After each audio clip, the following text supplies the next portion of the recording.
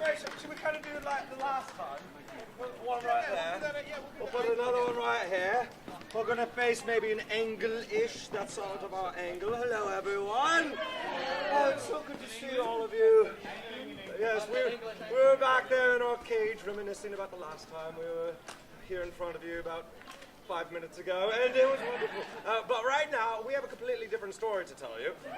Yes, I know, it's exciting. But before that, I encourage all of you to get closer. We're going to be facing this way, and the closer you get, the funnier we look.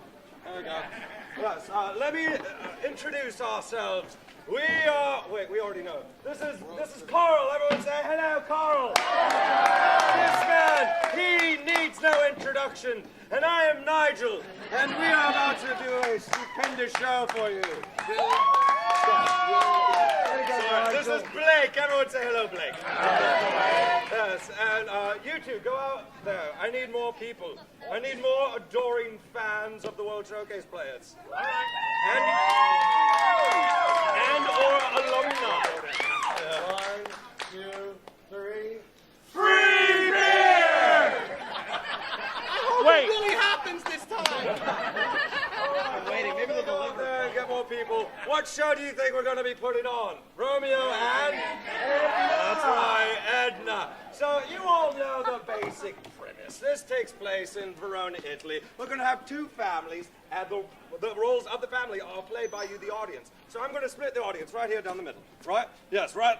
You're on that side, sir. Yes, please. You're going to be one family, and you're going to be another family, and you do not like each other, okay? This is just acting. I don't want you throwing punches or throwing your drinks at people. But what I do want you to do, I'm going to have one side of the audience scream and cheer as loud as they possibly can. And as you're doing that, I'm going to have all of you boo at them as loud as you can. And we're going to see who can be louder, all right? So let's give it a try. Everyone over here, scream and cheer. All right, let's reverse the roles. Everyone over here, scream and cheer. All right, now I'm going to conduct you. Watch the hands. Ready? Scream! Scream! Scream! Scream! Scream!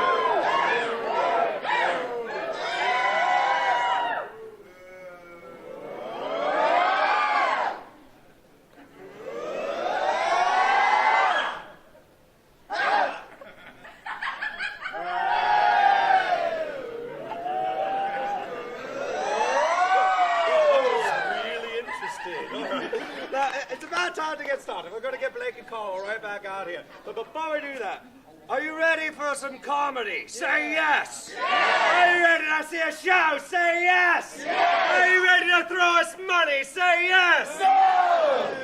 Still not going to happen. All right. 1, don't hold back. 2, give it all you got. 3, make some noise!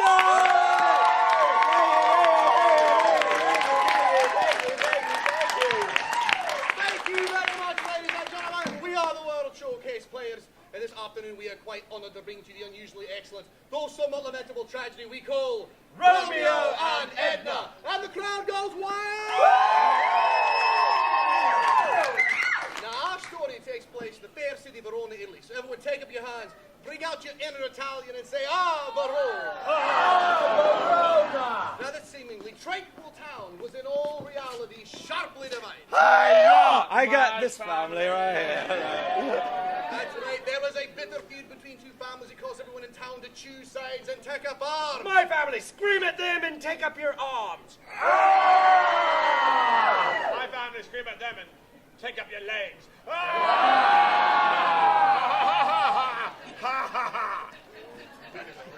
Well, these leg lifters over here, captained by Carl, you'll laugh. You're obnoxious. You go nuts to me and mention your name. You are the family Montague! But over here, captained by Nigel, we have the capricious, caffeine-crazed Capulet! Take that! Let's play the feud! Well, we Montagues, we hate those Capulets. Yeah! We hate them so much we even have a motto. Hate 2 Capulets that call me in the morning. Hold me back! Hold me back! Take that! In fact, every time we hear the putrid name of Capulet, we all go like this. Ah! Everybody get ready? What's that I smell? Is it weak old sushi in the boot of his car? No, it's a Capulet! Ah! I'll wipe the spit off your face. Now we Capulets, we didn't like the Montagues one bit, did we? I said, did we? Yeah! And we had a lot more class than them, didn't we? Yeah! No, we did not.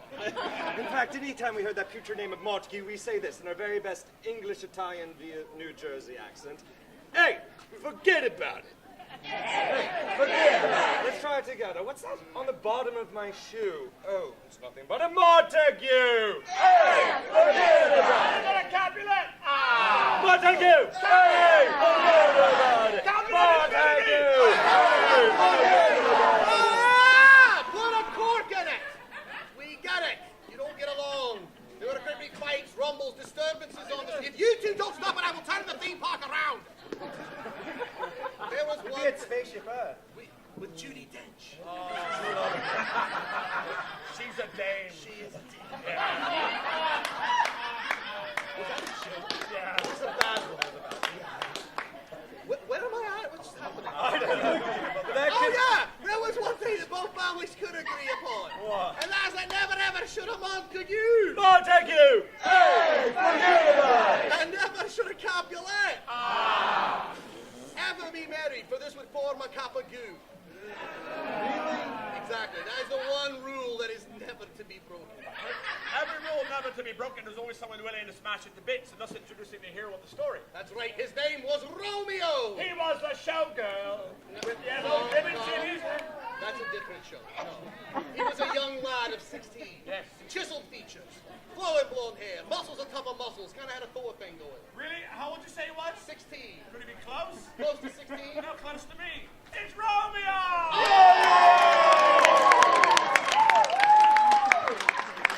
One second.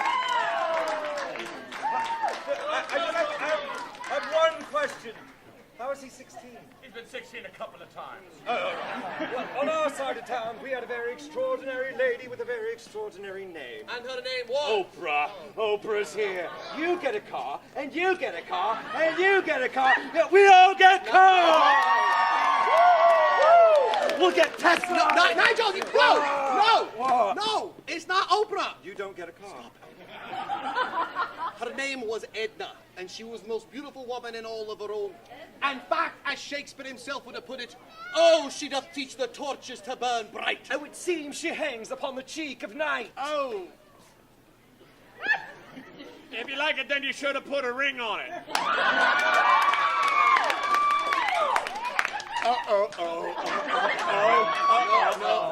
No. What are you trying to say? She's really hot. Oh, I know who you're talking about. I saw her. She was right over here. Look, everyone. It is the beautiful Lady Edna.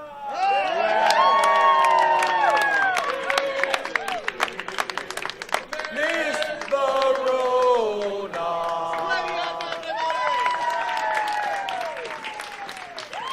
Now, the Lady Edna and Romeo had never met. You two don't know each other, right? Okay, good, because that would mess the story up. But it just so happened they were attending the same dance, the old Verona gym. When across the crowded dance floor, these two turned to face each other. Their eyes met, and they fell instantly and irreversibly in love. And then they ran into each other's arms and embraced. Okay. Whoa. Wait. Play hard to get, lady. They ran into each other's arms and embraced like you do in the movies and slow motion.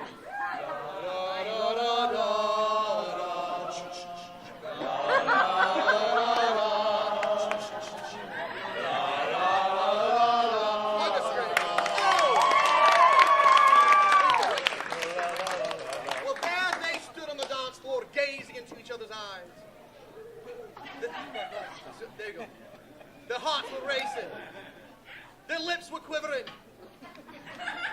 Been a while for that guy. But then right then and there, they didn't care who was watching. These two shared their very first platonic slow dance in the middle of the dance. Right. A murmur swept through the crowd. Romeo's family screamed, "How dare you!" How dare you! Edna's family screamed, "How could you? How could you?" Is easy because you're beautiful. Both families told the band to shut up. These two, they stopped dancing as everybody looked back in shock. Everybody pointed their fingers at the two kids and said, hey, you two. Hey, you two! Stop what you're doing. Stop what you're doing! Because I'm about to ruin the image and the style that you're used to. My name is Humpty. That's something completely different. All right. Everybody said, go to your rooms. Go to your rooms! And so they did. Romeo to the house of the Montague. Montague! Hey! Forget about it! Edna to the home of the Capulets. And that night, alone and heartbroken in his room, Romeo began to cry. But out loud. Like a baby with a wet diaper. Well, then he pulled himself together. And he come up with a brilliant idea. I'll tell you, all right, good. All right, he could be a partner's lady love, so he decided to seek from his parents' home. So first, he ran to his bedroom window. It's right here. And then he threw up.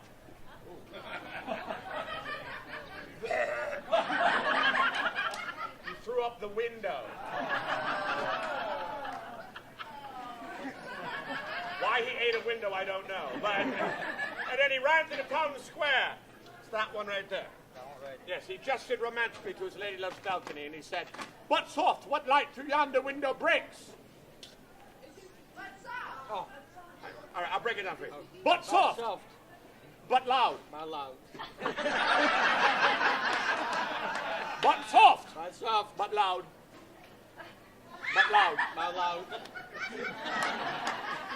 I can't work with him. You picked it. All right. Say, yo, Edna, where are you? Yo, Edna, where are you? Yeah, that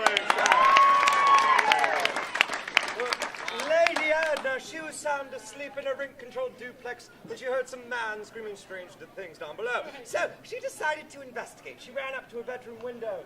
She threw open her curtains. She let out a blood-curdling scream. Because she forgot to put her clothes on. No, it's all right. It's Italy. Nobody minds. And then she stepped out onto her balcony where she placed her hands romantically upon her cheek. She then... One cheek. Both hands. Romantically. Right here. Yeah. This is romance. This is a toothache. And that was Home Alone. And then she said those famous Shakespeare words that everyone knows and loves that begin with Romeo, Romeo. Where art thou, Romeo?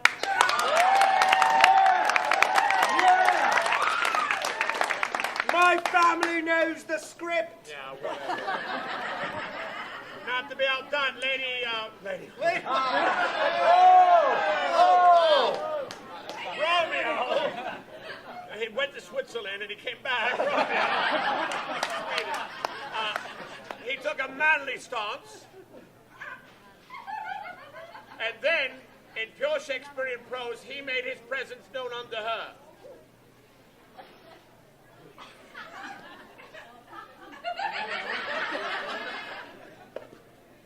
That's Shakespeare right there. Let her know you're here. All right. Take that. Oh, I believe that was in the sonnets. Well, why not? Well, moved by the eloquence of these words, the lady Edna leapt from her balcony.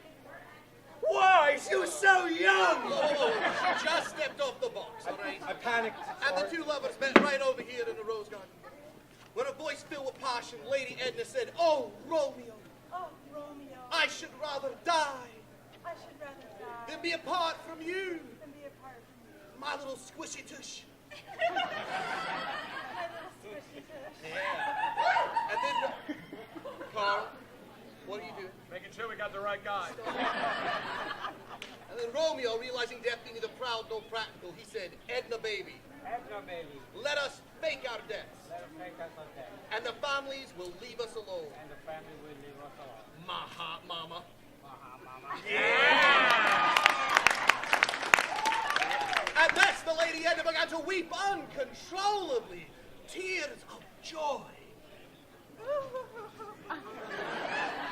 Somebody forgot her medication. And then the plans are ready to be put into motion. And Romeo Montague Montague! Hey! Forget about it! and Lady Edna Capulet prepared to fake the dead quite simply by lying down upon the pre-drawn chalk lines, which magically appeared on the streets courtesy of CSI Verona. It's your death scene. Go die. Come on down, you two. Everybody, it's tragic. Oh!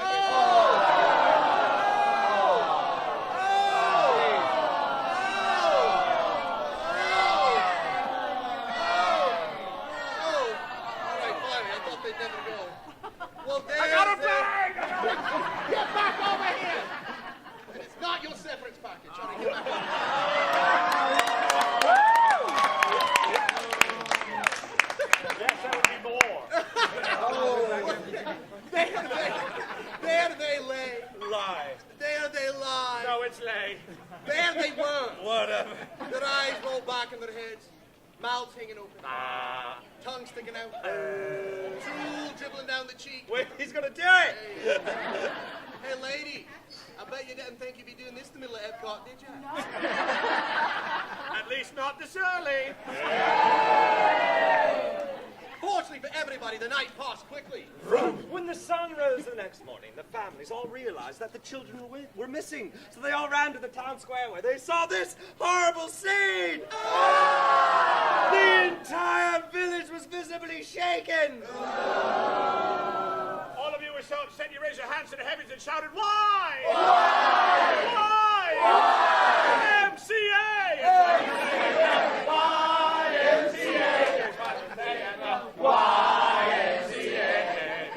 You can get it.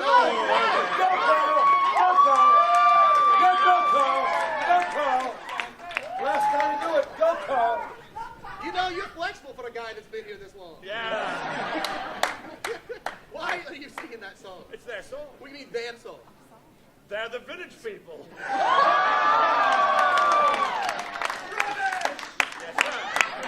It's so disappointing that they've actually laughed at that joke every time. Well, hearing the lamentable Not cries, every time.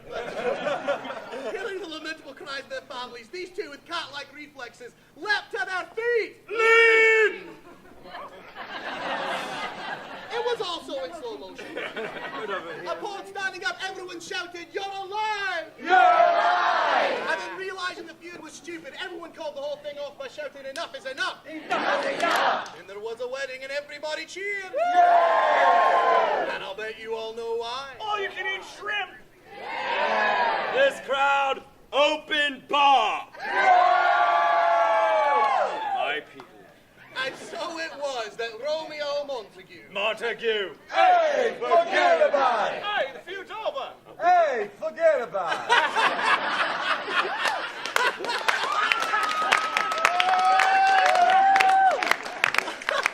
Ladies and gentlemen, a hand for the stars of the show.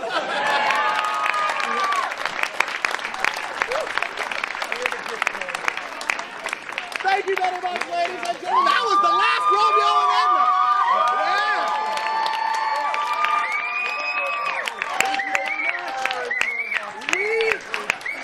We will be back out on these streets at 4 o'clock for one last show of King Arthur and the Holy Grail.